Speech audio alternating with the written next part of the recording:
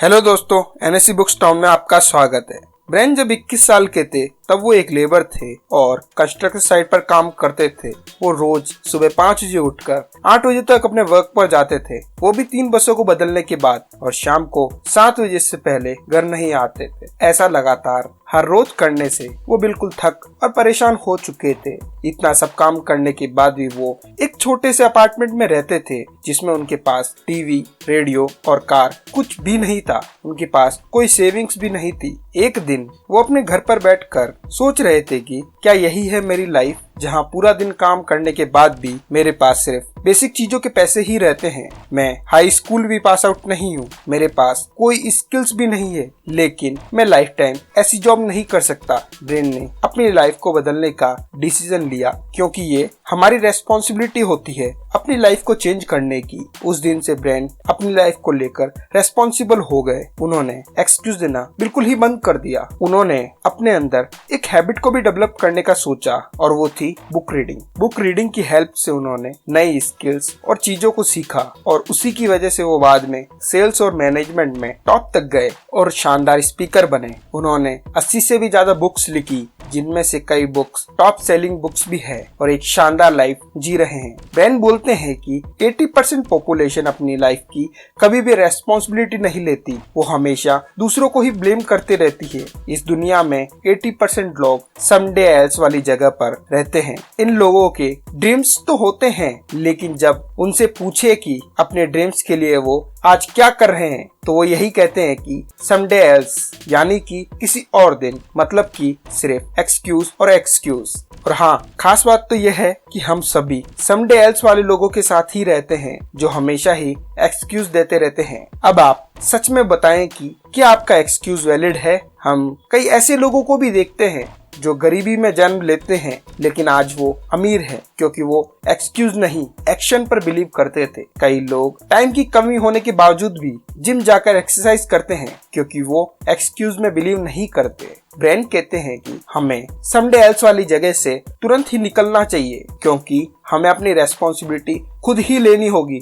हमें self discipline की help से ही रेस्पॉन्सिबिलिटीज आती है। ब्रेन की लाइफ भी सेल्फ डिसिप्लिन की हेल्प से ही चेंज हुई है। सेल्फ डिसिप्लिन एक ऐसा प्रिंसिपल है जिसके बिना सक्सेस का कोई सा भी प्रिंसिपल वर्क नहीं करता। सेल्फ डिसिप्लिन सेल्फ मास्टरी है, मतलब कि खुद पर काबू करना। अब आप बताएं कि आपका खुद पर काबू है या नहीं। अगर हमारी लाइफ में सेल्फ डिसिप्लिन नहीं हो तो हमें फेलियर, फ्रस्ट्रेशन, अंडर अचीवमेंट और अनहैप्पीनेस मिलती है। सक्सेस के दो एनिमीज होते हैं, path of least resistant and second the expendary factor. Path of least resistant की वजह से लोग आसान रास्ता चूज करते हैं। ऐसे लोग हमेशा शॉर्टकट को ढूंढने की कोशिश करते हैं। ये लोग काम के वक्त लास्ट में आते हैं और सबसे पहले चले जाते हैं। द एक्सपेंडरी फैक्टर, यह लोग लॉन्ग टर्म के बारे में बिल्कुल भी नहीं सोचते। ये लोग हमेशा फंड को ढूंढते रहते हैं। एग्जाम्पल के तौर पर हमें 2 ऑप्शन दिए जाएं, एक सेल्फ हेल्प बुक पढ़ने का और दूसरा दोस्तों के साथ बाहर घूमने का,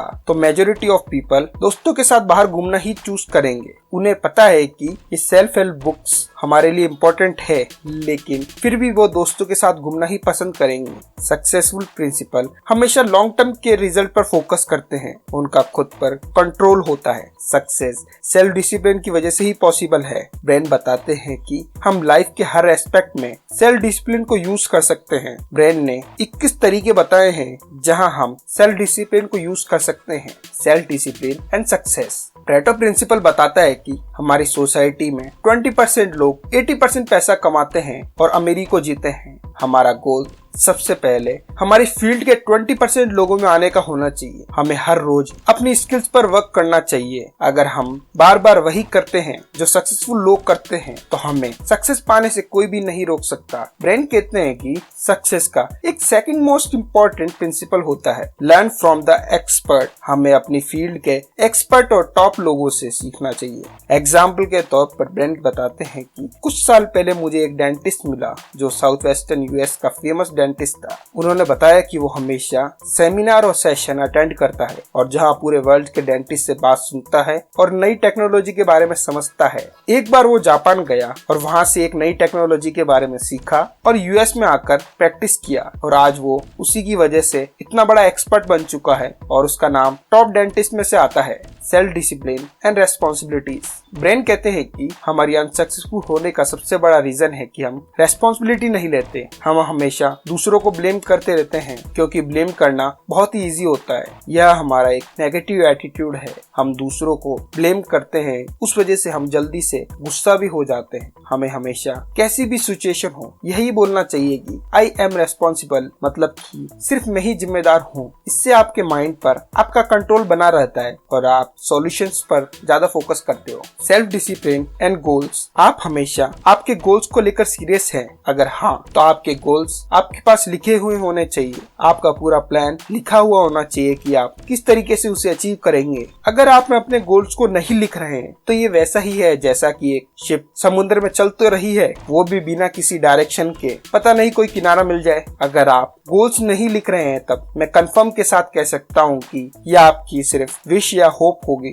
जो पूरी हो या नहीं हो कोई पता ही नहीं है। 2006 में यूएस टुडे की रिसर्च में न्यू ईयर रिजोल्यूशन वाले ग्रुप को 2 पार्ट्स में डिवाइड कर दिया। एक ग्रुप ने अपने रिजोल्यूशन को लिखा और दूसरे ग्रुप ने अपने रिजोल्यूशन को नहीं लिखा। 1 साल बाद जब रिपोर्ट आई तब पता चला कि जिस ग्रुप ने रिजोल्यूशन को नहीं लिखा उस ग्रुप के 4% लोगों ने ही रिजोल्यूशन को पूरा किया और जिस ग्रुप ने रिजोल्यूशन को लिखा उस ग्रुप के 44% लोगों ने रिजोल्यूशन को पूरा किया। अब आप में से कई लोग होंगे जो न्यू ईयर रिजोल्यूशन लेते तो हैं पर उसे पूरा नहीं कर पाते। आप गोल्स को अचीव करने के लिए एक मेथड को भी यूज कर सकते हैं जिसमें आप एक खाली पेज पर अपने 10 गोल्स को लिखें जो आप 12 महीने में अचीव करना चाहते हैं। अब जो गोल आपने जल्दी पूरे हो सकते हैं उन्हें अचीव करने में लग जाए। अगर आपके पास एक भी गोल अचीव हो जाता है तो ये आपका कॉन्फिडेंस बूस्ट कर देगा। Self discipline and personal excellence. हमारा सबसे बड़ा वैल्यूएबल एसेट हम खुद होते हैं। बहुत से लोग ये चीज भूल जाते हैं। अगर आप भी 20% लोगों में आना चाहते हो तो हमें हमेशा ही लर्न करते रहना होगा। हर स्किल्स को हम सीख सकते हैं, चाहे वो सेल्स की हो, मार्केटिंग या फिर फाइनेंस हो।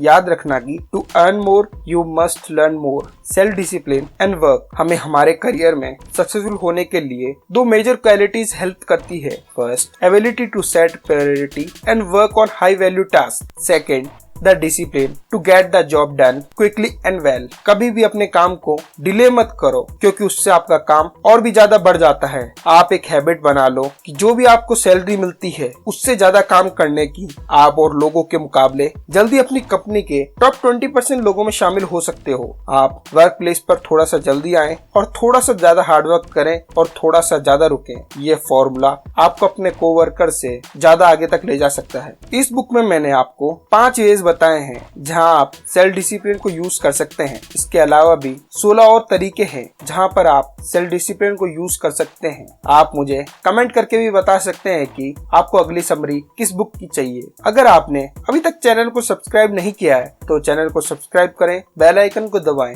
वीडियो को लाइक करें, शेयर करें। धन्यवाद।